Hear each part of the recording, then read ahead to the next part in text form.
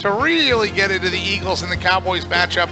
We're going to turn things over to our 97.3 ESPN Eagles insider, FanRagSports.com, national NFL columnist as well, and that is John McMullen. John, welcome back to the show. How are you, pal, and how was your Christmas? And a happy pre-New Year to you. Thank you to you as well, sir. And I know that Carson Wentz gave the linemen shotguns. I don't know what your gifts are for me and Mike and Scott Grayson and Josh, but they're not guns, right? No, I grew up in New Jersey and spent the majority of my life here. Didn't move away for a relatively long time, but nonetheless, I didn't know so many people hunted in New Jersey, but evidently it's bigger than I thought. Yeah, you know me, a decade in Nebraska, so hunting was certainly big out in the Cornhusker State, but it's ducks, geese, and deer, I think, are the big three in the state of New Jersey. But we didn't bring you on to talk too much about hunting. We brought you on to talk about the Eagles, and I guess I'll start with something that Scott and I were talking about going to break, and you have an article about it on our website on 97.3 ESPN, which is that the Eagles coordinators may spark some interest from around the league. And I know Doug was asked about that today. What's the story with the Eagles coordinators and their level of interest from other teams at this point in the season? Well, obviously Black Monday looms in the NFL, and we've already got 3 open coaching jobs already, which is rare.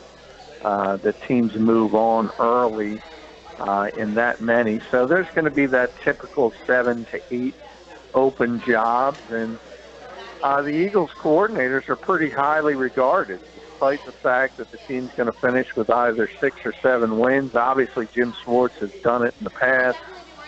He's received a lot of interest, or at least a lot of speculation that teams would be interested in giving him a second chance. Frank Reich has interviewed in the past with his old team in Buffalo, and they're looking for another coach, although early indications are they would like to stay the course with Anthony Lynn, who is their interim coach.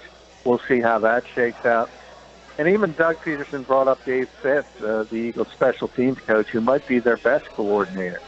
And although it's rare to go that route, the last one to do it was the former Eagles special teams coach, John Harbaugh, who got the Baltimore job right off being the Eagles special teams coordinator. But if you look around the league, there were 2 interim coaches this year, Mike Creeper in Minnesota when Mike Zimmer had to have eye surgery, and John Fossil in Los Angeles, who were elevated from special teams coaches. And it makes a lot of sense because, as Doug pointed out, other than the head coach, the one coach that really addresses and deals with the entire team is the special teams coordinator. Correct me if I'm wrong, John. Didn't Harbaugh take one season, or didn't he do linebackers or something like that as well as special teams? Yeah, he did, yeah. Yeah, you're right. So it wasn't straight off, but he was really regarded as a special teams coach and a special teams coordinator, and that's where he made sort of his bones in this league. And he's regarded sort of as a special teams guru coming off that stint. But it is, it's weird because things have shifted a little bit in the league, and that's pretty, although it's not that far in the rearview mirror. Back in the day, going from special teams coach to a position coach would have been regarded as a promotion. I'm not sure that's the case anymore. And really, it's been over the past 5, 6, 7 years where special teams coaches, most of them are now called special teams coordinators. Now it's not sort of a promotion to go from a special teams coordinator to a position coach. John, what do you make of the matchup this week? And I feel like, yes, the game doesn't mean anything for either team, although for a lot of the players on the field, it certainly does mean something, particularly those guys who may want to stick with this team or try to put some good stuff on tape one more time before heading into the offseason. So what do you make of the feel from the Eagles this week in terms of of what they're playing for here. They've come out with some pretty good energy the last couple of weeks, played a nice game against the Giants. So what do you think you'll see this weekend? Yeah, I think you'll see a similar situation, and I think they came out with good energy in Baltimore as well, and I think that'll carry over to the season finale. Obviously, it's a rivalry game. The Eagles never like losing to the Cowboys and vice versa. So you have that aspect of it. And you're right about, putting yourself on film. The last thing you want to do, especially as a fringe player, is sort of not show up in a game that's not meaningful because, coaches around the league will look at that and say, I'm not sure I want to bring this guy to my program if they were considering it. So that's sort of like a fail-safe in this league as a whole to make sure players really, really perform their job and do their duties. It doesn't always work, obviously, because we've seen teams mail it in the past, and we certainly will on Sunday. But if you're, as I said, a fringe player and you want to keep playing in this league, the one thing you better show is effort. As we all begin to, kind of put the stamp and close the book on at least this Eagles season and look ahead, is this the last game or the last time we see Connor Barwin in an Eagles jersey? Well, Connor talked today at his locker, and he said he was willing to sort of renegotiate. I think that would be a necessity. If there's any chance of him coming back, it's going to be at a lessened salary cap number. So he's open to that. I think he likes the area. In fact, I know he loves the area. He loves being part of the city. And from the Eagles standpoint, they regard him as sort of one of those core players in the community. So I never say never, but from a football standpoint, he just doesn't seem like a great fit for Jim Schwartz's 4-3 defense. So if Jim is back and Jim doesn't get a job elsewhere, I think from a football sense, Connor should want to move on. But there are other things to it. And that's something fans, I think, don't realize. And the fact that a guy like Connor Barwin wants to stay in this area, enjoys it, and he would be willing to take less money. As I said, that would have to be square one, because he's certainly not going to be back at his projected salary cap number. Well, there's no doubt he's a fan of SEPTA. That much we know. That's true. Let's play one more have we seen question here. Have we seen Ryan Mathews play his last game in an Eagles jersey? Yes. I would say that's about 99.5% as far as – and remember, he suffered a very serious neck injury, herniated disc.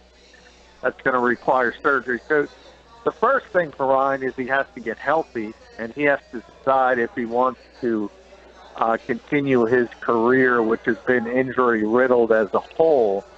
But certainly the Eagles would be saving $4 million under the cap if they released him.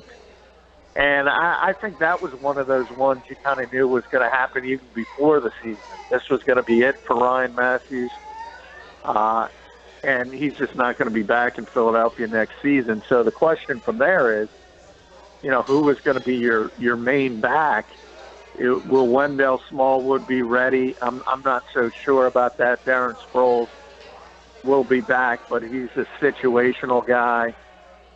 So the Eagles are going to have to look at that position in the draft and free agents. John McMullen with us, our Eagles insider for 97.3 ESPN. And, John, I don't mind staying on the stay or go theme since we've sort of walked into it a little bit. We can go through some of the guys who we think will be back and some of the guys who won't. Here's a nice name for you, and I'd like to get your take on this fellow because it certainly seemed like the Eagles coaches never wanted to use him. Wisniewski, Steph Wisniewski was a guy. Do you think he returns to the Eagles next season? I don't think he does. As you mentioned, it's not that the Eagles coaching staff doesn't like him. I think they do, but they regard him as an interior backup. He's a veteran guy. He's been signing one-year deals for the last couple seasons, and he signed a one-year deal with the Eagles. And if you look forward, obviously Isaac Seumalo is a guy the Eagles really, really like as an interior player. And I think they would like him to seize that starting left guard spot next season. But even if he doesn't, they still have Alan Barber. And then all of a sudden, Seumalo becomes the main interior backup. So they have quite a bit of depth at that particular position.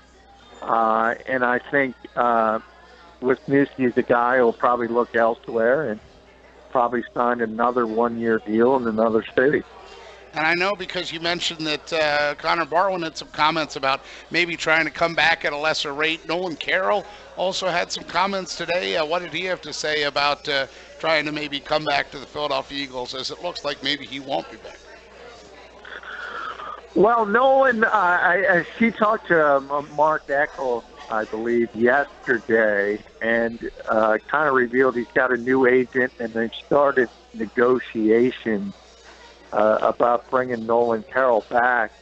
And I think the Eagles like him as a player, but I think if they do bring him back, it would be in a limited fashion. It would be as a sub-package player. They certainly know they need to improve at the cornerback position, and I don't think they want to view Nolan Carroll as a starter in 2017. So I think he's open to returning, and I think the Eagles are open to discussing a return, but I think it would be in a more limited role.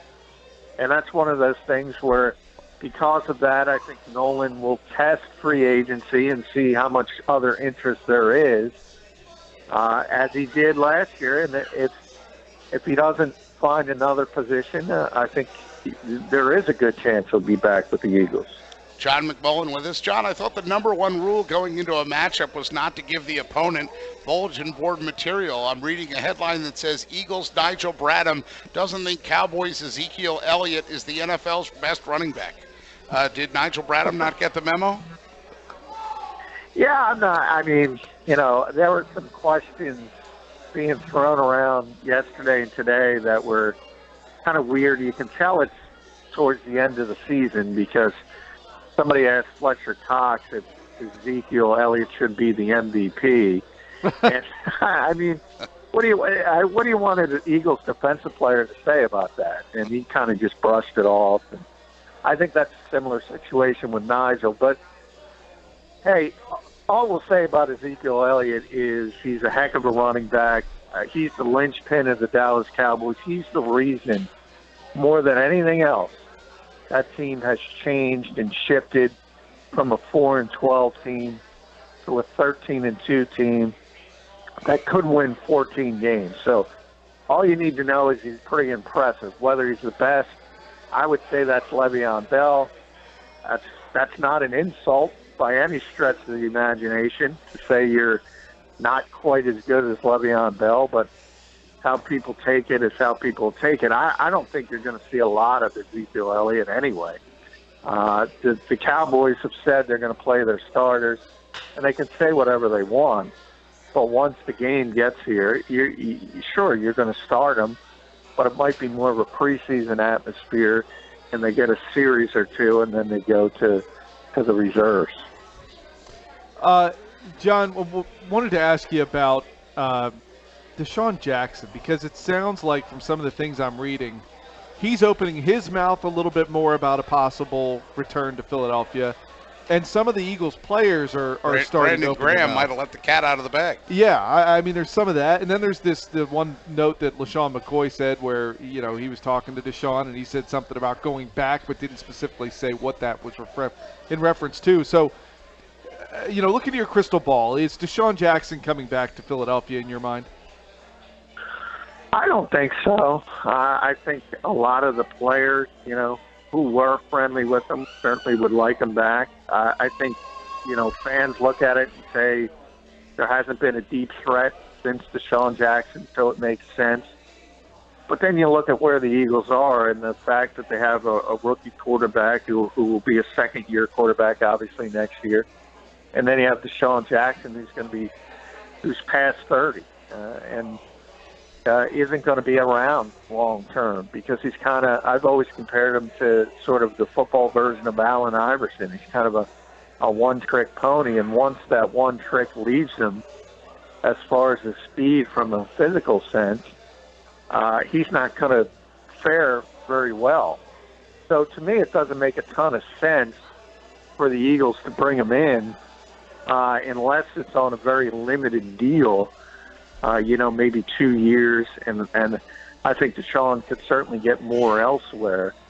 So while I understand people putting two and two together, I don't think it makes a ton of sense. And just because Brandon Graham might want it, DeSean might want it. Doesn't mean Howie Roseman wants it and thinks that's the best thing for the Eagles. Now, that said, you can't always get what you want. And if you can't get a player, a wide receiver at the number 14, 15 pick, wherever the Eagles will be, or they can't get one in free agency that they would prefer, and they have to go to their second or third or fourth choice, it may end up being DeSean Jackson. I think the Eagles would prefer to go in a different direction there. How about, you talked a little bit before about Ezekiel Elliott and how little we may see of him. It sounds like Dak Prescott is going to start. I'm guessing we won't see a lot of him. What was the talk in the Eagles locker room like about, possibly seeing somebody they're familiar with in Mark Sanchez playing quite a bit, or potentially Tony Romo? Yeah, I mean, Jordan talked about it. You can't worry about that, Jordan Hicks. You can't worry about who's going to be playing for the Dallas Cowboys because it's out of your control. So if it's Dak Prescott, if it's Ezekiel Elliott, if it's Mark Sanchez, if it's Tony Romo, the Eagles just got to go out and perform. I think that's how they're approaching it.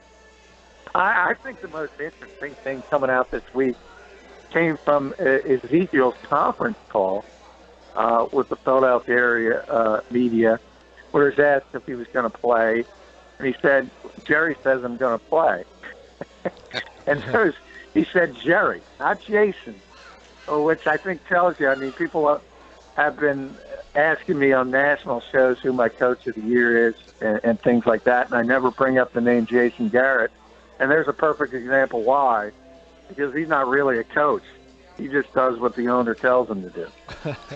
John McMullen, our 97.3 Eagles insider, also national NFL columnist for FanRagSports.com. So, John, if and when Carson Wentz takes the field on Sunday, which he should, that's going to be 16 starts for Carson Wentz, a guy that Eagles fans were a little worried about his durability to start the season. Are you surprised that he's made it through basically clean? And what's your analysis on how Carson's performed? A little surprised, only because it's really difficult for any quarterback to get through, and usually the ones that do are sort of like Eli Manning in that the quarterbacks who sort of get rid of the football quickly and don't take a ton of hits, whereas Carson is far more athletic, tries to extend plays. Doug talked about a little bit on Wednesday. They had to address it in the preseason about him sliding and getting out of bounds, and he handled it pretty well. He had the one concussion scare, and that's been it pretty much. Unless you go back to the preseason when he hurt the ribs. So, hey, anytime you see a quarterback, as I said, last in this league for 16 games, it's pretty impressive, and I think that's part of the learning curve. And I think the bigger issue is that when we started this thing, we all thought Sam Bradford was going to be the starter and Carson was going to spend the entire season on the bench, and all of a sudden he's got over 500 attempts, and every single one of them you learn from, and I think he's ahead of where he was supposed to be. He's ahead of the curve in his career, and I think the Eagles are very excited, and they should be, because I think this guy's got a very good chance of being a very good quarterback for a long time in this league. First quarterback since 2008 to start all 16 games for the Eagles. Of course, that was Donovan McNabb in 2008. John, wanted to mention to you, 1 year ago today, Chip Kelly got the boot. How do you think Howie and Jeffrey have done in undoing what Chip had done here in the past 12 months? Well, they've done a great job of that. They undid everything. Some people have looked at the way certainly DeMarco Murray has played in Tennessee, and looked at the way Byron Maxwell and Kiko Alonso played in Miami, which is a playoff team, and said the Eagles could have used those particular players. But as I always point out, if you don't trade those players, you don't get up in the draft to take Carson Wentz. So people have to understand both sides of that. And the bigger issue for the Eagles was to get out of some bad contracts. So I think undoing a mistake, they've done a very, very good job. Now it shifts into a different direction. Now you have to build up this roster that Chip Kelly kind of gutted. And that's obviously a work in progress. And there's some significant needs on this team. We all know what they are. It starts at wide receiver, it starts at cornerback, and moves on from there. We just talked about the running back situation, the skill positions as a whole. This team is not as far off as people think, but they do need to add significant pieces, particularly at the wide receiver and the cornerback position. And to me, when you talk about Howie Roseman, it's more about who he's able to add from this point forward instead of looking back at Chip Kelly. We all kind of know because of what Chip has done in San Francisco. He's sort of the emperor with no clothes. He was a snake oil salesman. And now it's time to forget about him and just try to rebuild this team. John McMullen, our Eagles insider for 97.3 ESPN. You can read his articles on our website. He's also a national NFL columnist for FanRagSports.com. He joins us each day at this time here on the Sports Bash. John, appreciate the time. Oh, we should get your score prediction real quick before we let you go. Who's going to win the game and by what score? This is always the toughest week to predict, except for preseason games, because you have no idea who's going to play. From a Cowboys perspective, my guess, as I said, Dak and Zeke will only be out there for a couple series. And, because only 46 guys are dressed, a lot of starters have to play. But I'm going to pick the Eagles with the upset here and say they win the game 23-17. 23-17, says John McMullen. Now, you're not eligible for Pick the Perfect Score, but there is $1,100 that people will be playing for later on in the 5 o'clock hour, so we urge our listeners to stay tuned for that. John, thanks so much, buddy, and Happy New Year to you. Hey, thank you, guys.